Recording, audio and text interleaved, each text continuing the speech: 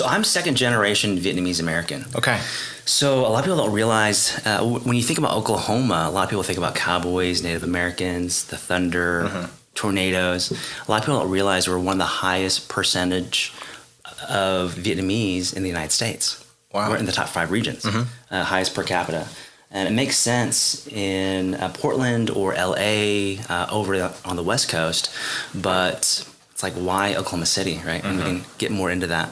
But my parents were refugees after the Vietnam War, and I'm second generation, so I was born and raised here in the United States. Okay, yeah. So I'm very American, and growing up, it's one of those things where it's like, well, I'm very American, but I look a little bit different from everyone else, a little bit shorter, and have a different culture with my family. But all the super Asian folks, it's like, I'm not super Asian, right? So it's like, where do I fit in? So growing up second generation is a little bit different. A little different? Yeah. Yeah. Have you managed to go back home yet? Yeah, so I went back in 2019. It was a very powerful experience. Yeah. Well, I mean, what's that like going home for the first time and seeing, your culture and everything and like your parents or where they grew up and just the lineage, like what was that like going home to experience that? Motherland.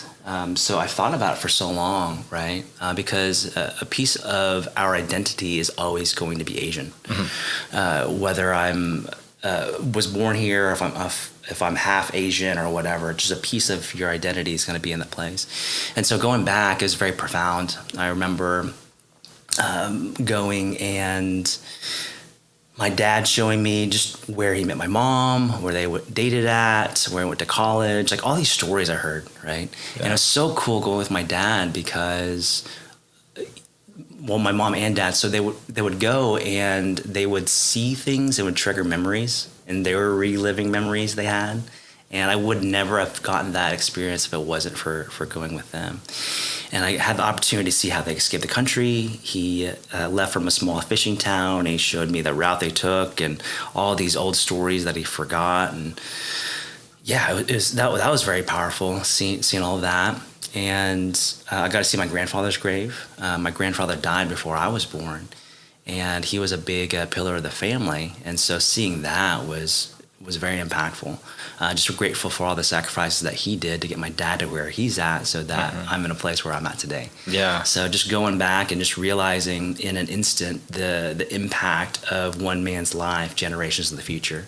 So I think for me, without getting too philosophical right off the bat, we always underestimate what we can do in the day-to-day, but in your lifetime, in the next generation, little decisions you make today can make a huge impact. Right.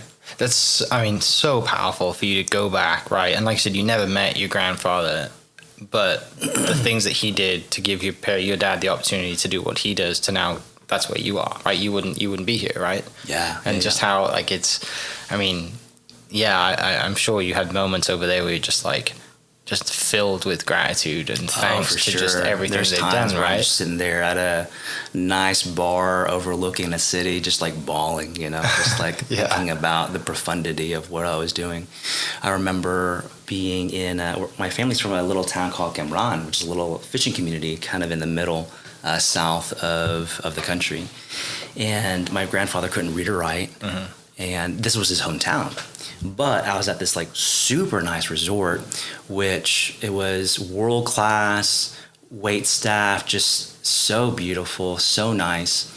And I was sitting there at the top, grabbing, it was just some nice whiskey overlooking the rest of the town, and just realizing where my grandfather had come from, and then me with no sort of merit of my own. I didn't do anything to deserve any of the stuff. I was just born in the most affluent country in the world, and all the opportunities at my fingertips, and just being so grateful, So a quick background on that. My father, he was the one that led the expedition to escape. So he led 88 people to escape the country after the Vietnam War. He was the lead guy. And he was the first one to go to college. The whole family worked to have my dad go to school. And my grandfather used to tell him that if I could read and if I could write, I would have been so successful. So he grew up in a little fishing community where the adage at the time was, well, why would you send your kids to school? A pen's not going to put rice on the table, a shovel will, right? So with the mindset, there wasn't a lot of opportunity, even if you had an education. But my grandfather's a forward thinker and had my father get his education. He crushes it. He graduates high school. He graduates top of his class, and he applies for his college program. College program, 8,000 people applied, and they only accepted 250 in Saigon, which was the capital of South Vietnam. And I was doing the math there. Getting into that program was more competitive than getting into Harvard. So getting into his program was something like 2.5%. Harvard is something like 3.5%.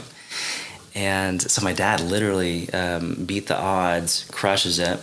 And in his generation, it was like you either went to college or you went to war, because right in the middle of the Civil War that was happening. And so my dad afterwards leads this escape. There's a lot of oppression in the country. North Vietnam takes over South Vietnam. If they thought you were anti-communist, they could just kick down your door and drag you to a re-education camp. You're supposed to go and say you live here in Oklahoma City, and say China takes over, or North Korea. You're supposed to go to some sort of community center and they feed you propaganda about how they freed you from the liberties that you had, and now you're under the mother teat of this communist regime. You're supposed to clap, Right. Because if they thought you were anti-communist, they could just drag you off and throw you to jail. Anyway, there's a lot of oppression, so my dad led the expedition to escape. But when I was over there, what I didn't realize, we're walking down the street in Cam Ranh, down the highway, and my dad said something I thought was really profound. He said that my grandfather was the one that changed the history of our family. I'm like, what are you talking about, Dad? You're the one that went to college. You're the one that let all these people escape. All these people that escaped the country, they're wealthy now in the United States and the rest of the world. They've been able to give money back and send people to college, pay for medical care for family. It's like, what do you mean that grandfather did that? And what he said was, if it wasn't your grandfather's decision to have me go to school, I wouldn't have been able to do any of this stuff. I wouldn't have the education, being able to read, being able to write, all the connections that I had in college.